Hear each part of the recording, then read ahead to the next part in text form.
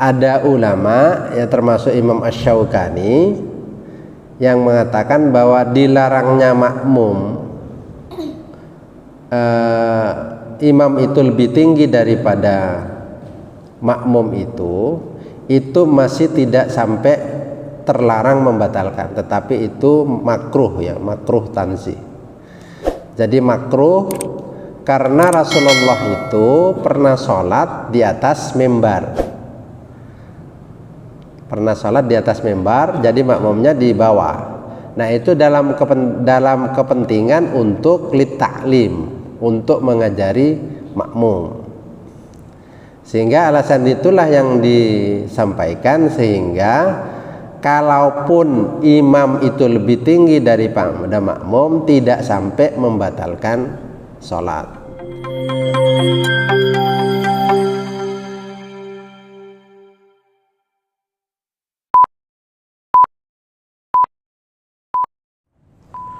Assalamualaikum warahmatullahi wabarakatuh. Innal hamdalillah nahmaduhu wa nasta'inuhu wa nastaghfiruh wa na'udzu billahi min shururi anfusina wa sayyiati a'malina may yahdihillahu fala mudilla lahu wa may yudlil fala hadiya lahu asyhadu an la ilaha illallah wa la syarika lahu wa asyhadu anna muhammadan abduhu wa rasuluh. Allahumma shalli ala nabiyyina Muhammadin wa ala alihi wa sahbihi ajma'in, amma ba'du. Jamaah rahimakumullah, mari kita lanjutkan kajian fikih. Sekarang kita akan membahas tentang maudhi'ul imam, posisi imam. Apakah imam itu misalnya lebih tinggi daripada makmum, atau imam itu sama dengan makmum?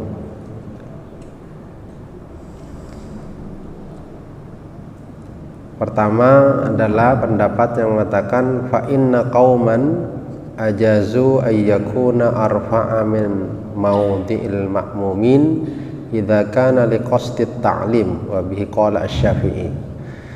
Yaitu pendapat yang mengatakan bahwa boleh bagi seorang imam itu lebih tinggi posisinya daripada makmum apabila dimaksudkan untuk liqasdit ta'lim, untuk kepentingan mengajari makmum, untuk mengajari makmum. Artinya biar makmum tahu dengan gerakan-gerakan imam. Kalau kepentingannya itu, maka itu boleh. Jadi membolehkan dengan alasan itu. Nah, yang menyampaikan pendapat seperti itu adalah mazhab Syafi'i dengan mazhab Ahmad bin Hambal fi riwayatin, dalam satu riwayat. Jadi makanya kalau dalam Al-Um dikatakan al-ikhtiyar ay yakuna musawiyan lin-nasi walau kana arfa'a minhum au ahfadha lam tafsud salatuhu wala salatuhum. Jadi yang dipilih itu menurut mazhab Syafi'i adalah makmum dengan imam itu, atau imam dengan makmum itu sama.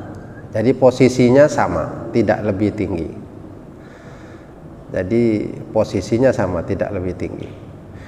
Seandainya lalu lebih tinggi atau lebih rendah, maka itu tidak menyebabkan batalnya sholatnya imam atau sholatnya makmum. Misalnya makmumnya ada di lantai pertama, imamnya kok lantai lebih tinggi misalnya, atau enggak dua lantai lah, misalnya imamnya makmumnya di bawah, terus imamnya itu lebih tinggi misalnya. Kayak ini kan sebenarnya lebih tinggi atau lebih tinggi segini misalnya. Nah itu boleh, jadi boleh.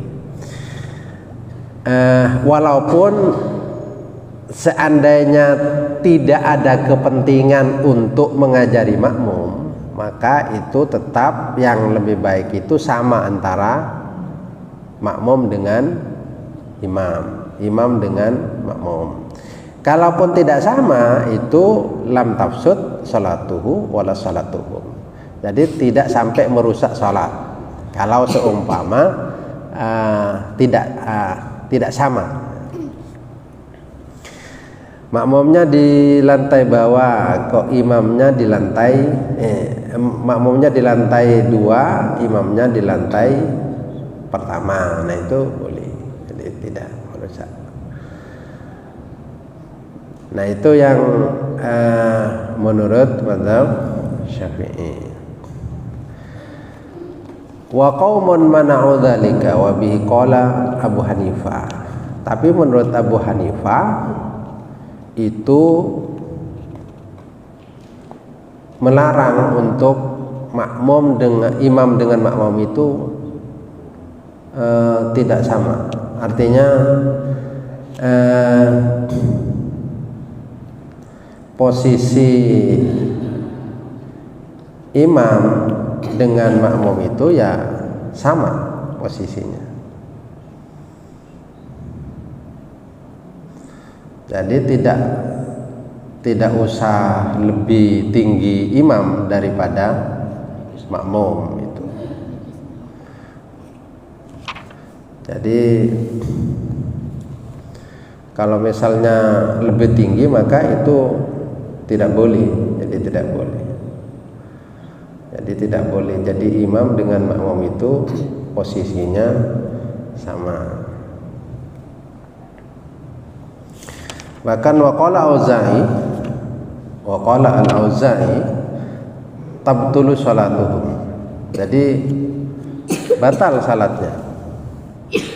Salatnya makmum yang tidak sama dengan imam. Jadi harus sama. Jadi imam di posisi itu ya makmum di posisi yang sama.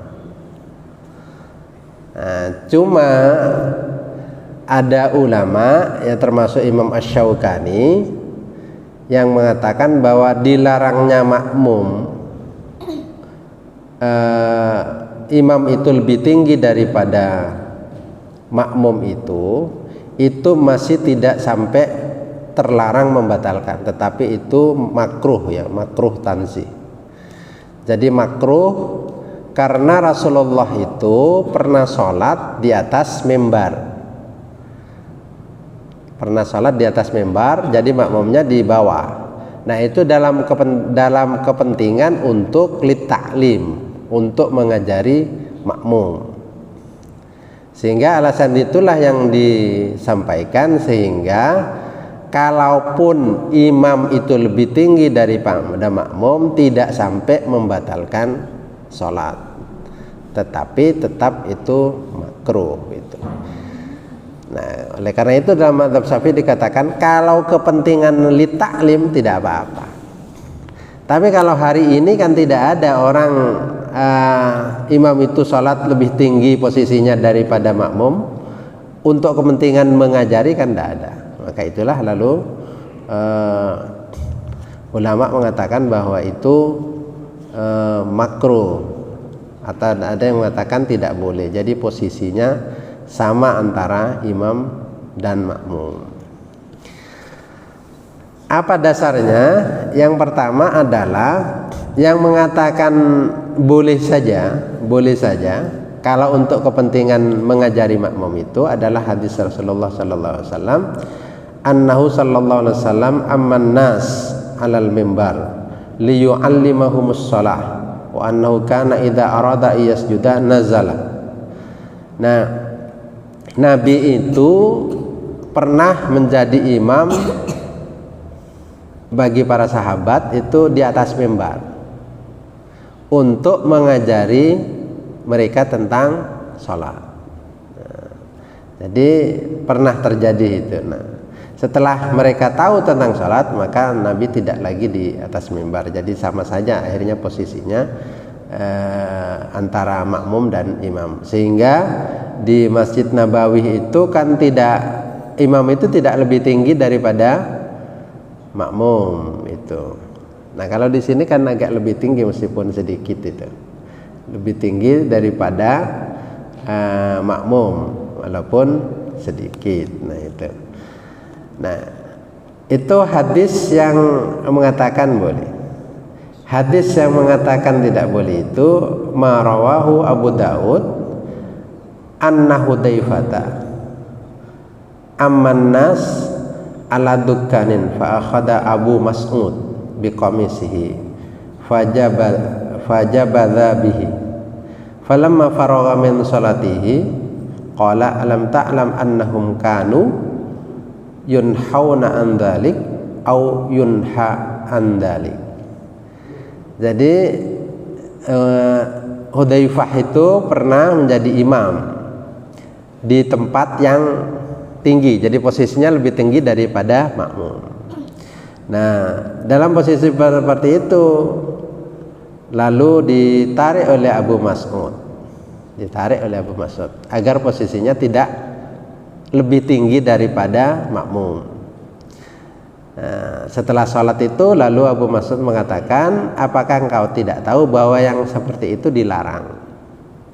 Jadi yang posisinya imam lebih tinggi daripada makmum itu dilarang. Nah, itulah yang lalu dijadikan dasar bahwa imam itu tidak lebih tinggi daripada makmum. Nah, kepentingannya sebenarnya juga hikmahnya adalah biar makmum itu tidak merasa lebih hebat daripada imam, itu tidak merasa lebih hebat daripada makmum. Jadi biar samalah posisi antara imam makmum itu sama saja gitu. Jadi tidak ada muncul rasa sombong atau apalah yang menyebabkan orang itu merasa lebih tinggi daripada orang lain gitu. Jadi makanya lalu di Masjid Nabawi pun maka sama saja antara posisi imam dan makmum. Tapi kalau di Indonesia rata-rata imam itu ditinggikan sedikit daripada makmum, meskipun ada yang sama saja. Nah, itu terkait dengan makmum. Tatimmatun, jadi ada penjelasan lebih lanjut bahwa adamu istiratir ru'yati walat isolis sufufi lil jamaah fil masjid. Nah, kalau di masjid itu tidak diisyaratkan, tidak mengharuskan makmum itu melihat imam, dan juga tidak disyaratkan saf itu bersambung antara satu jamaah dengan jamaah lain kalau di masjid. Makanya orang yang sholat di luar itu kan tidak melihat imam. Orang yang sholat di luar masjid ini di dalam masjid tetapi berada di luar kaca itu, maka itu kan tidak melihat imam. Juga meskipun tidak melihat tetapi mendengar, maka itu tidak menjadi syarat. Tetapi apa yang menjadi syarat? In kanatil jama'atu fil masjid fala i'tibara fiha bil musyahada wa ittisalis sufuf. Jadi kalau di dalam masjid maka jamaah itu tidak menjadi syarat itu, atau tidak menjadi dasar pemikiran itu musyahada wa ittisalis sufuf, menyaksikan. Jadi misalnya lalu full masjid ini, lalu di belakang itu di luar kaca itu ada makmum yang di luar kaca itu kan tidak melihat imam, tidak menyaksikan imam, juga kan sudah terputus sebenarnya karena sudah dibatasi oleh dinding. Nah, itu yang seperti itu tidak menjadi syarat berjamaah dalam satu masjid. Terus apa yang jadi yang diperhitungkan? Wa inna ma yu'tabarul ilmu bi sholatil imam. Sedangkan yang dijadikan dasar itu adalah tahu dengan sholatnya imam. Tahu dengan sholatnya imam. Tahunya itu apa? Bisa tahunya melihat, bisa tahunya mendengar. Jadi misalnya berada di luar kaca itu, maka tahunya itu karena mendengar kan? Mendengar suara imam ketika takbir. Nah itu yang dijadikan dasar. Jadi tahunya itu. Yang penting tahu bahwa gerakan imam itu berubah itu. Maka itu sudah cukup untuk dijadikan dasar bahwa jamaah itu sudah betul. Jamaah itu sudah sah. Bukan harus menyaksikan imam. Jadi bukan menyaksikan. Nah, oleh karena itu kadang begini, orang itu jadi masbuk. Dia ngangkat takbir. Sedangkan imam sebenarnya sudah bangun dari ruku. Hanya takbirnya itu tidak persis ketika bangun. Ketika bangun Allah tidak, tetapi bangun dulu baru takbir. Nah yang masbuk ini karena merasa imam belum bangun dari sujudnya sebagai tanda, dari rukuknya sebagai tanda yaitu takbir itu tidak kedengaran, maka disangkanya imam itu masih ruku sehingga dia ruku. Nah, sehingga dia lalu tidak menambah karena menganggap bahwa dia nutut sama rukuknya imam. Makanya lalu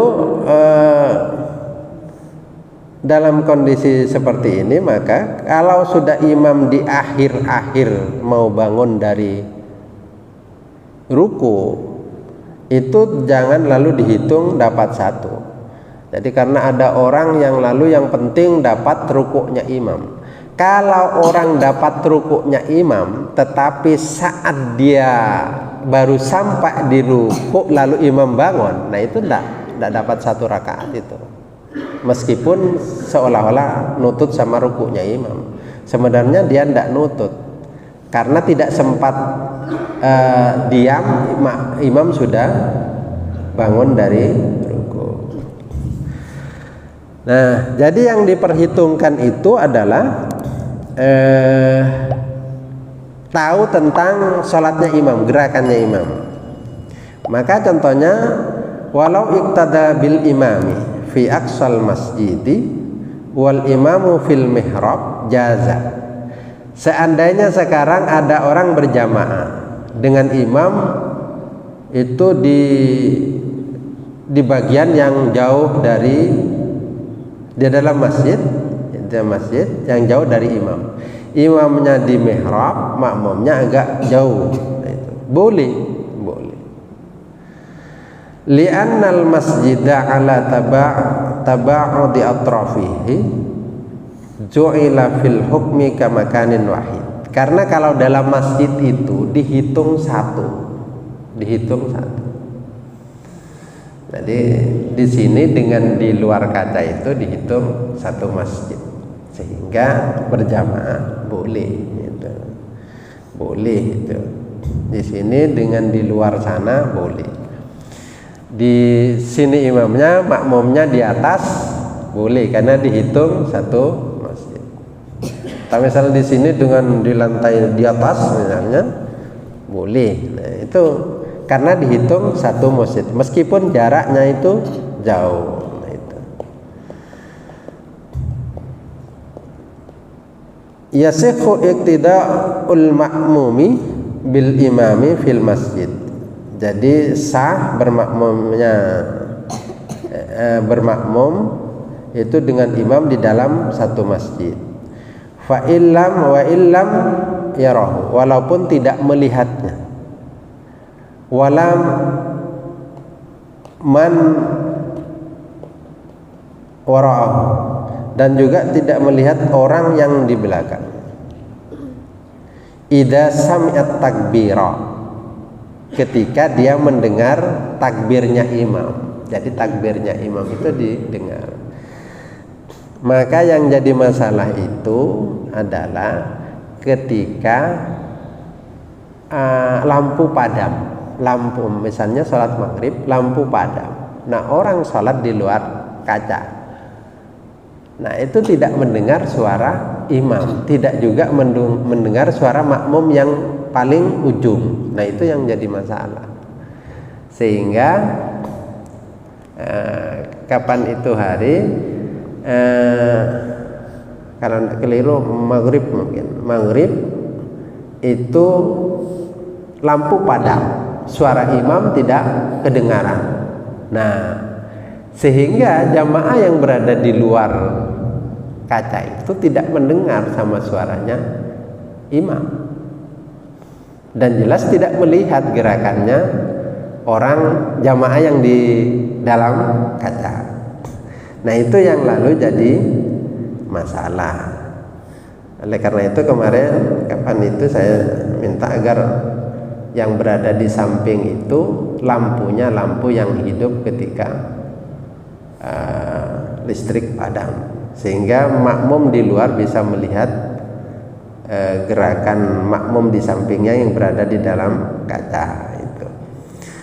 Nah, itu makanya yang penting itu adalah makmum bisa mendengar suara imam, itu sudah cukup.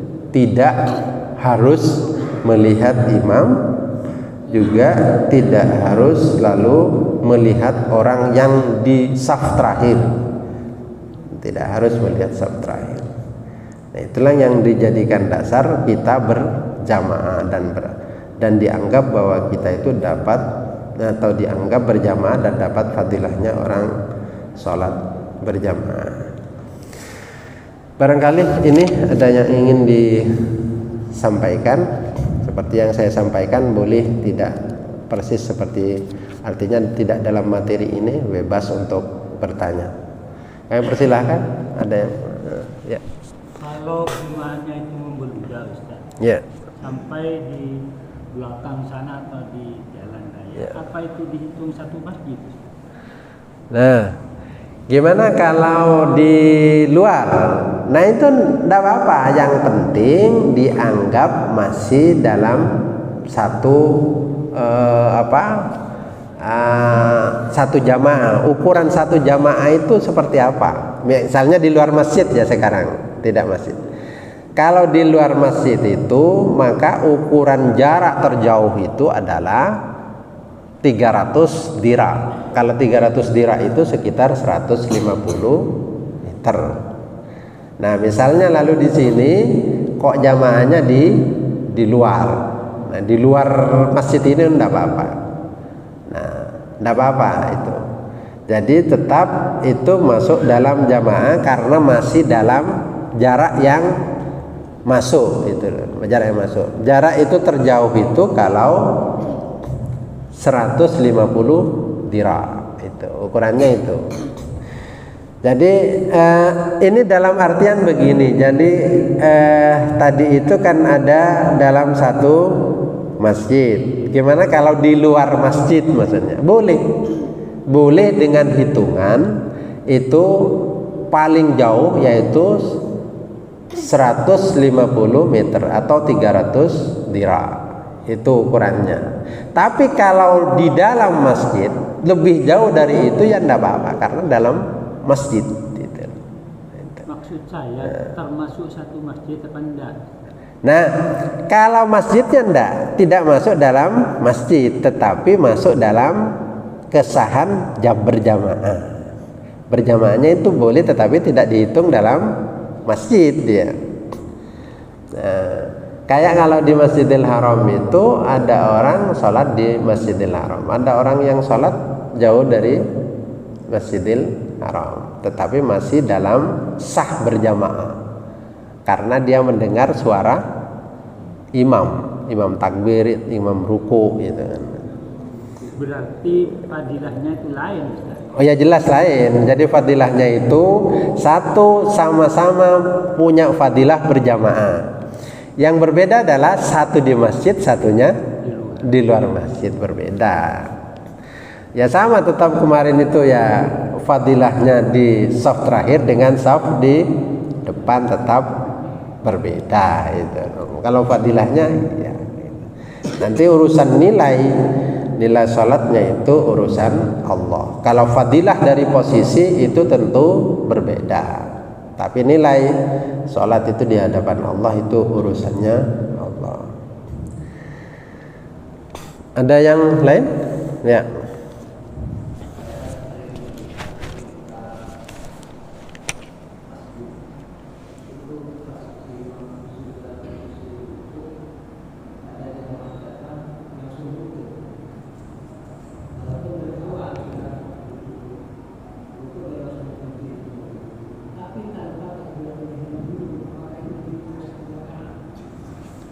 Loh, kalau takbiratul ihram ya main-mainan itu namanya.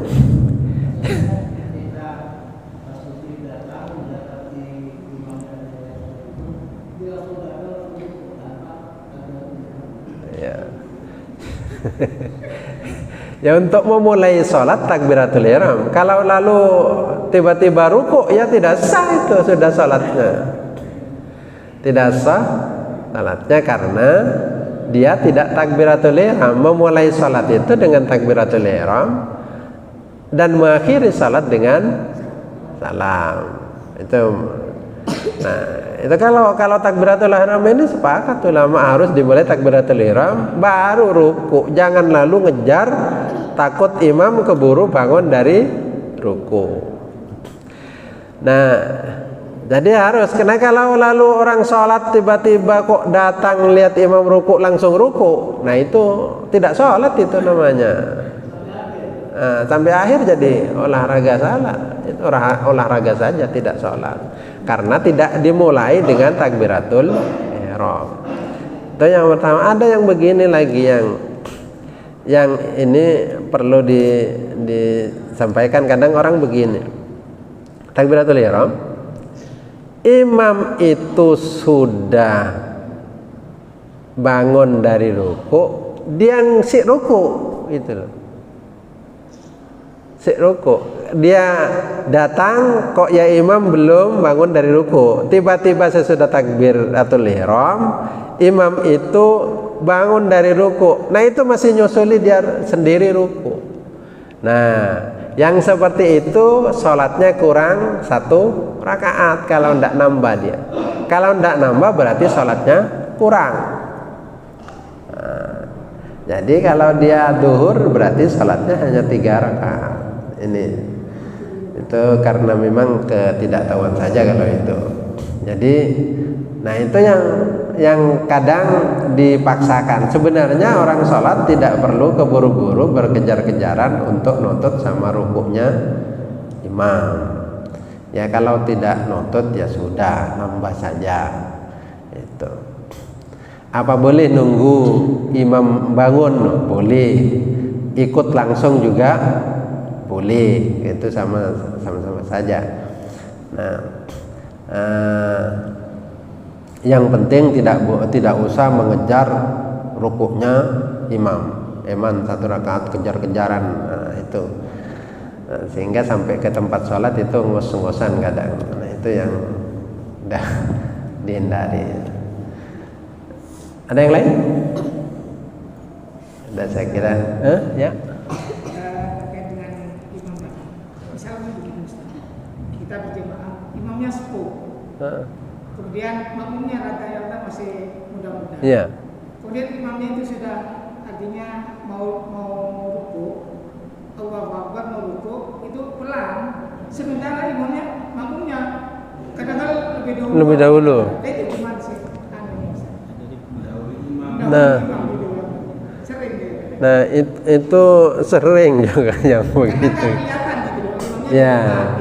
Nah, yang kalau seperti itu takbirnya imam itu diperlambat. Takbirnya imam diperlambat. Jadi dia misalnya mau sujud, bergerak dulu sujud, takbirnya itu kalau sudah dekat. Itu. Kalau sudah dekat. Karena memang banyak di beberapa tempat itu karena tidak tua sebenarnya. Hanya dia memang gerakannya lambat. Maka yang muda-muda itu imamnya belum sampai ke tempat sujud, yang muda itu kan tidak lihat imam kan, dengarnya takbir dia, sehingga dia lebih dahulu sampai gitu.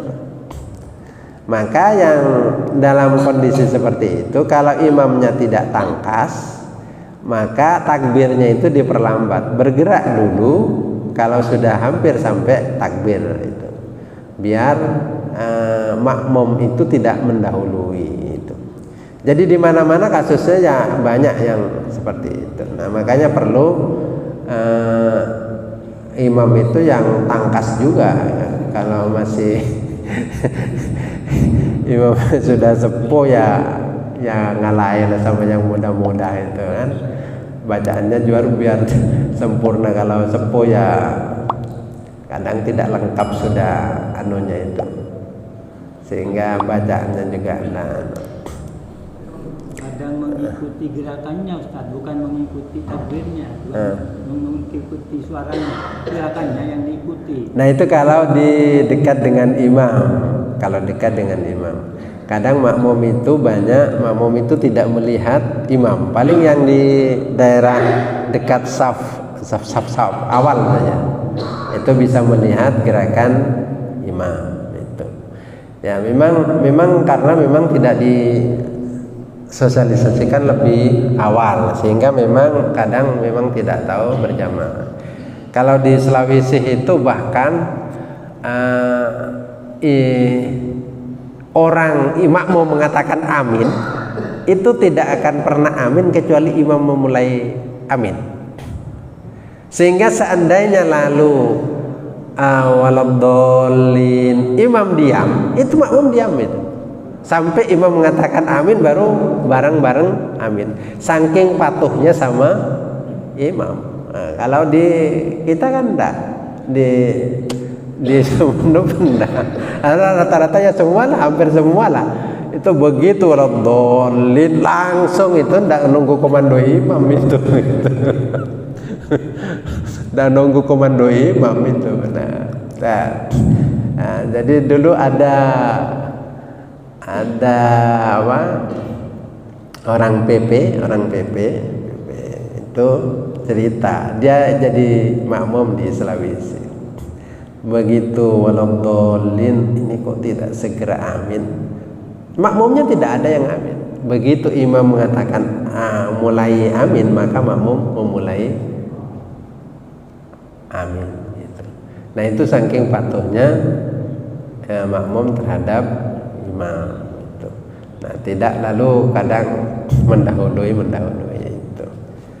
Maka perlu imam itu yang memang tangkas gitu. Memang tangkas perlu. Jadi kalau sudah sepuh gerakannya tidak bisa cepat, maka itu agak dihindari, karena nanti keburu yang mudah-mudah itu mendahului daripada imam, baik ruku atau sujudnya. Barangkali itu ya.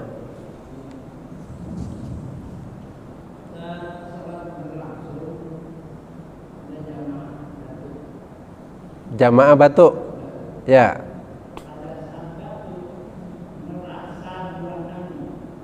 Merasa buang angin, terikut maksudnya.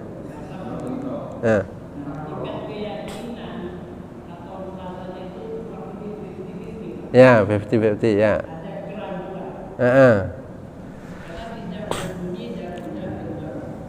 Ya.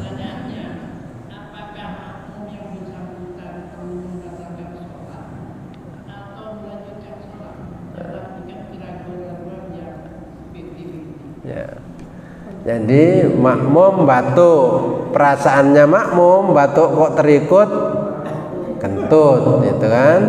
Lalu dia ragu apakah ngentut apa enggak. Nah, kalau ragu seperti itu lanjutkan. Yakinlah kepada Allah bahwa Allah itu maha baik.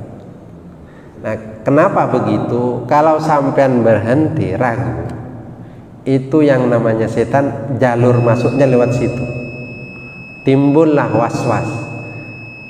Nanti muncul lagi batuk yang kedua, itu apa betul, apa tanoro, apa enggak, itu kan. ulang, seumpama diulang yang seperti tadi diulang, mesti yang kedua akan diulang lagi gitu.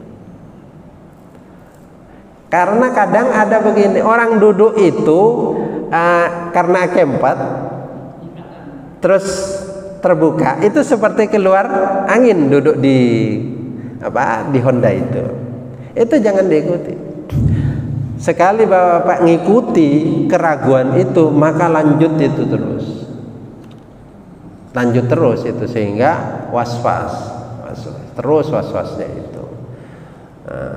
Sehingga ada kemarin itu ada orang yang sudah agak sepuh ragu, tanya, saya tadi apa baca Al-Fatihah ya apa enggak, itu yang orang sepuh ya gitu. Apa baca apa enggak katanya. Ya sudah, sampean itu baca, biasanya baca juga itu loh. Kok sekarang baru ragu? Masa lalu digoda setan di akhir-akhir perjalanan itu. Jadi sudahlah, yakin bahwa sampean refleks itu kalau membaca itu. Nah itu.